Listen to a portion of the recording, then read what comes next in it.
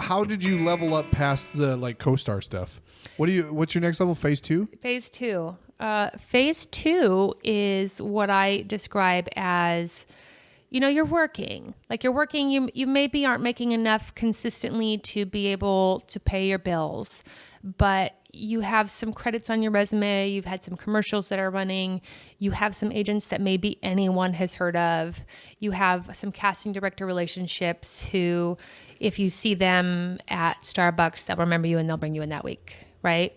I moved to phase 2 by spending 2 summers in New Mexico and building up my credits. Oh, interesting.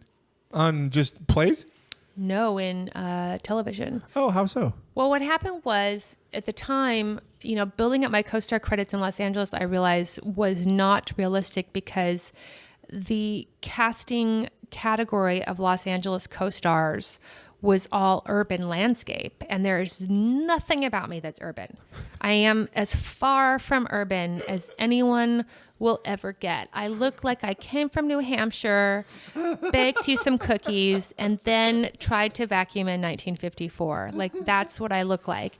So they're just, however, the leads and guest stars looked like me, but the co-stars did not. And that part of why I didn't go to New Mexico sooner was because also nothing about me looks like a meth addict. So I couldn't be on Breaking Bad, and I knew it. Right. And I didn't try that angle. But then when they started casting Manhattan, which is on WGN, and it was about the building of the bomb, the nuclear bomb, and that is the thing that happened in New Mexico. And that's actually my family history, that there was the military side and there was the scientist side, and they came from New England, and they decided to blow up New Mexico and test building a bomb.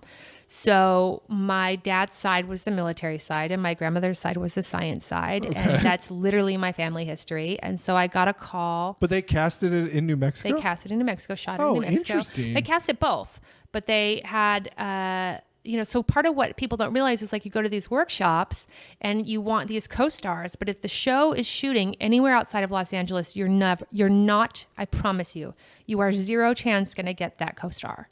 So if you're doing workshops, when you guys are like investigating your workshops, make sure that show is shooting in and around the Los Angeles area. Because if it's shooting in Vancouver, if it's shooting in Atlanta, if it's shooting in New York, or if it's shooting in New Mexico, they go through local casting. Wow.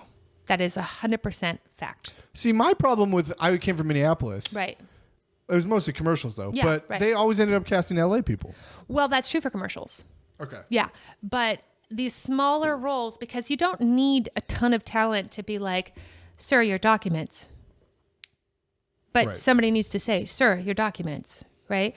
So what happened was I had already they had known me in New Mexico for a while, but I hadn't really stayed there and been there and given it a shot. And some markets you can go back and forth, but in New Mexico, they really want you to be there. Sure. They really want you in the city. How many casting directors are there? There are a handful, but 2 to 3 that really cast everything. That seems like it'd be easier than to tackle 2 or 3 rather much than easier. the endless supply here. That's correct. And Smart. Because you're I smart. wasn't. If people told you you're smart. I mean, you guys. I just had a writer from Manhattan on the podcast. Yeah. Bayak. Oh, which one? Lila Bayak. Yes. Yeah, isn't that funny? Yeah. So I did Manhattan, and the part went recurring, and that was great. So you auditioned for it as a co-star, and then oh hell yeah! And then that's just what kept happening. Is I kept auditioning for shows in Albuquerque. I would go from the summers, because the summers are when nothing, like May through June is when nothing is happening in Los Angeles. All the shows that shoot here shut down and are on hiatus, and they all go to Atlanta, New Mexico, wherever, and shoot the off-season shows over there.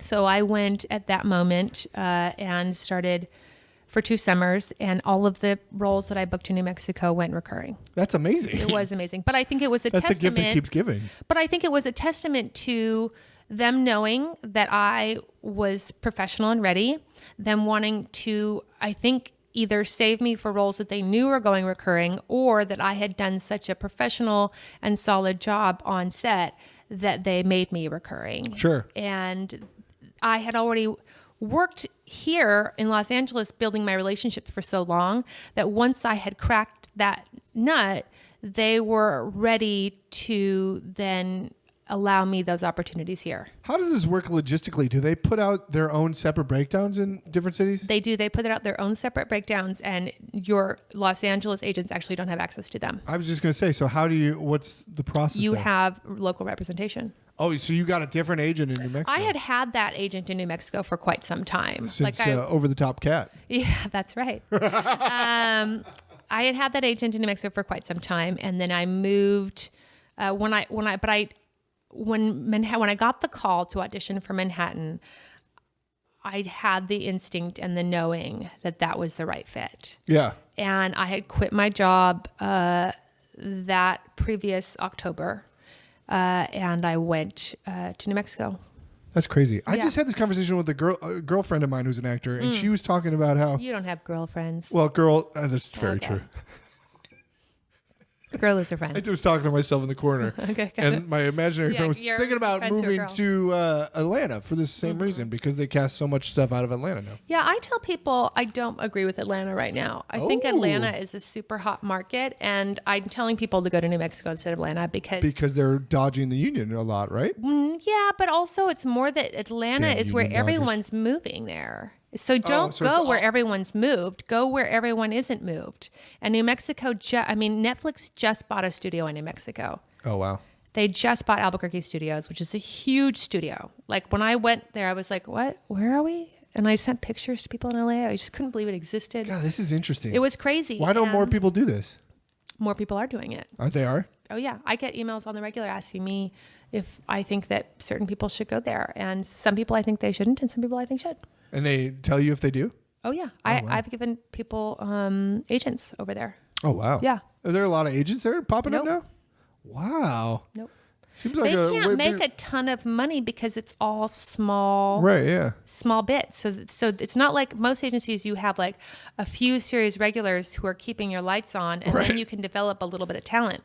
But if they won't cast series regulars or even guest stars out there, right? So all they're getting is their $100 checks from like a billion actors, right? So it's not. This is fascinating. Yeah.